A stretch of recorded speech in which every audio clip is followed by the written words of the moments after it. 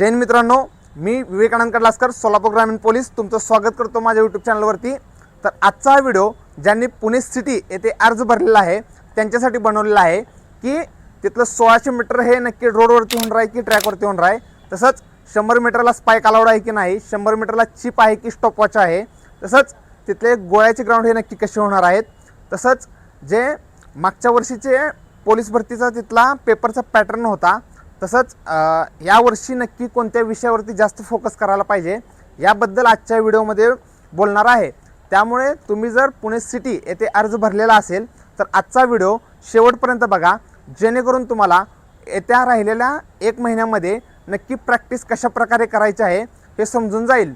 तसंच तुमचा जर कोणी पुणे सिटी येथे मित्रांनी अर्ज भरलेला असेल तर त्याच्यापर्यंत हा व्हिडिओ शेअर करा। तर सगळ्यात पहिल्यांदा बघूया 1600 मीटर। मित्रांनो, पुणे सिटी येथील 1600 मीटर हे कायम ट्रॅकवरती होतं।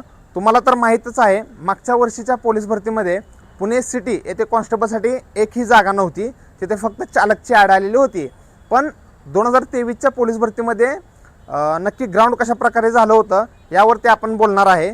तिथलं कॉन्स्टेबलचं ग्राउंड 2023च्या पोलीस भरतीमध्ये नक्की कशा प्रकारे झालं, तर सगळ्यात महत्त्वाचं म्हणजे 1600 मीटर हे तिथलं ट्रॅकवरती झालं होतं व यावर्षी पण 100% ट्रॅकवरती होईल। तसंच महत्त्वाचं एक मित्रांनो की सध्या शिवाजीनगर पोलीस हेडक्वार्टर येथील ग्राउंड हे एक फिक्स आहे, निश्चित आहे। यानंतर अजून पण ग्राउंड वाढतील, सध्या एकच ग्राउंडची शक्यता आहे। जर यानंतर ग्राउंडमध्ये कोणती वाढ झाली तर ते सुद्धा तुम्हाला कळवलं जाईल। सध्या आपण शिवाजीनगर पोलीस हेडक्वार्टर इथलं जे ग्राउंड आहे त्यानुसार बोलतोय।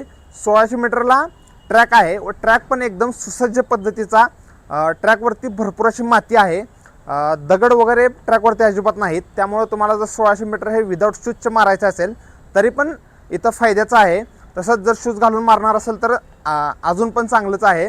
1600 मीटरचं बोलायला गेलं तर ट्रॅकला अजिबात असे वेडेवाकडे कर्व नाहीत, ट्रॅक एकदम गोलाकार पद्धतीने आहे। त्यामुळे तुमचं 1600 मीटरमध्ये 100% टायमिंग हे कमी येईल। तुम्ही जे प्रॅक्टिस करताय तिकडे जर ग्राउंड हार्ड असेल तर तुम्हाला अजून पण सोपं जाईल जेव्हा तुम्ही इथला हेडक्वार्टरच्या ग्राउंडवरती 1600 मीटर पळचाल। त्यामुळं 1600 मीटर ज्यांचं वीक आहे त्यांच्यासाठी सगळ्यात भारी पुणे सिटीचा ट्रॅक राहील, त्यांचं टायमिंग हे निश्चितच कमी येईल।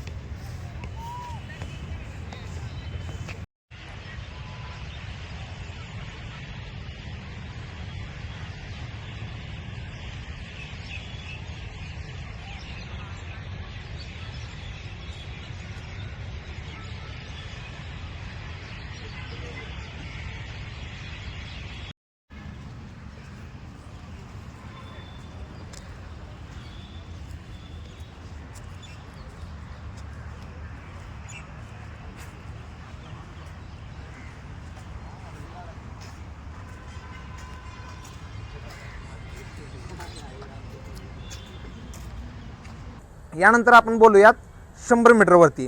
तर मागच्या वर्षी तर सांगितल्या पद्धतीने सांगितलं की कॉन्स्टेबलला जागा नसल्यामुळे जे ड्रायव्हर असतं त्यांना 100 मीटर नसतं, त्यामुळे मागच्या वर्षी 100 मीटर इथं कोणत्याच पद्धतीने झालं नव्हतं।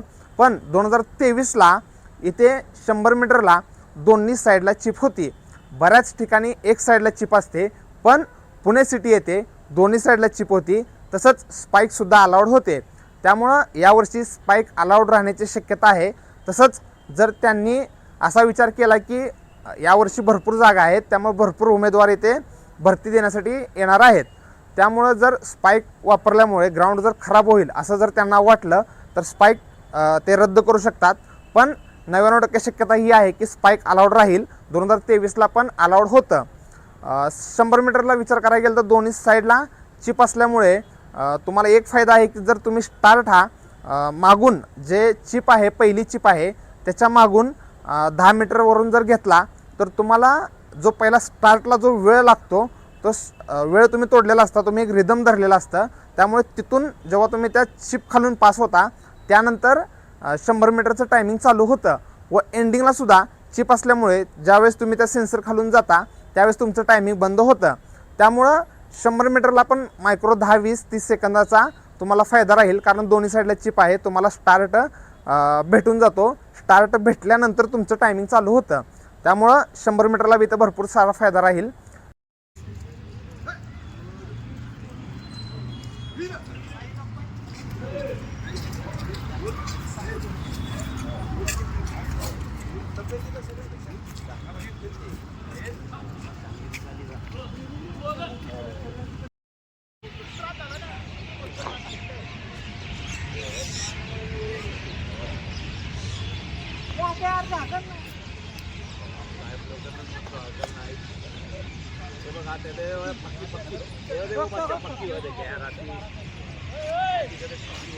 यानंतर विचार करायला गेलो की गोळ्याचं ग्राउंड.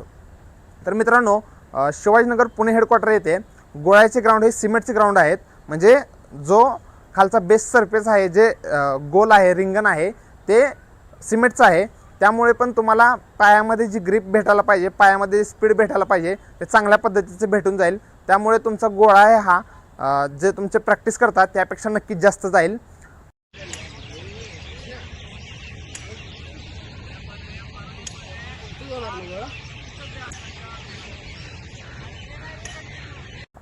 त्यामुळं जर ओव्हरऑल विचार केला की इथलं ग्राउंडचा, तर ग्राउंड हे अतिशय चांगल्या पद्धतीचं आहे.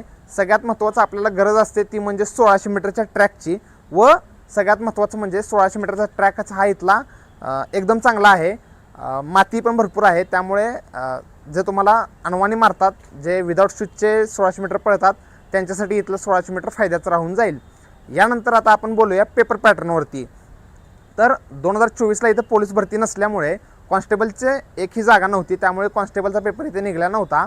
त्यामुळे आपण पेपर पॅटर्न जर विचार करायला गेलो 2023च्या पोलीस भरतीच्या पेपर पॅटर्नचा, तर त्या पेपरचं जर बोलायचं गेलं तर पेपर हा एकदम चांगल्या पद्धतीचा आला होता. महत्त्वाचं म्हणजे ॲव्हरेज लेवलचा पेपर होता. टोटल 127, 28, 29च्या आसपास मेल कॅटेगरीचं मेरिट लागून गेलेलं होतं. जे गणित होते ते एकदम क्वालिटी गणित आले होते. त्यामुळं आता येणाऱ्या पेपरसाठी नक्की काय करायचं, तर सगळ्यात महत्त्वाचं म्हणजे आता या 2 वर्षामध्ये तिथले DCP अधिकारी सर्वजण बदल झालेला आहेत. त्यामुळे पेपर पॅटर्न तोच राहील याची कोणतीच गॅरंटी नाही. पेपर पॅटर्नमध्ये कसा पण बदल होऊ शकतो. त्यामुळे तुम्ही जर पुणे सिटी येत असाल तर गणित तर तुमचं क्वालिटी पाहिजेच आहे. गणित, बुद्धिमत्ता, मराठी या विषयाकडे विशेष लक्ष द्या. तसंच GK सुद्धा तुमचं चांगलं असू द्या. सगळ्यात महत्त्वाचं म्हणजे जे गणित आहे ते गणित चांगल्या पद्धतीचं करण्याचं बघा. कारण ओव्हरऑल सगळे पुणे सिटीचा पेपरचा विचार केला तर इथलं गणित हे चांगल्या क्वालिटीचं येतं. त्यामुळे गणित या विषयावर लक्ष द्या. तसंच बुद्धिमत्ता व मराठी या विषयावर सुद्धा लक्ष द्या. व तुमचं GK सुद्धा स्ट्रॉंग ठेवा. जर तुम्हाला हा व्हिडिओ आवडला असेल तर व्हिडिओला तुमचे जे पुणे सिटी येथे ग्राउंड देण्यासाठी जे मित्र जाणार आहेत त्यांच्यापर्यंत हा व्हिडिओ शेअर करा. तसंच व्हिडिओला लाईक करा. चॅनलवरती जर नवीन असाल तर चॅनलला सबस्क्राईब करा. व अशा प्रकारचा अजून कोणत्या जिल्ह्याचा तुम्हाला व्हिडिओ हवा आहे ते कमेंट बॉक्समध्ये नक्की सांगा.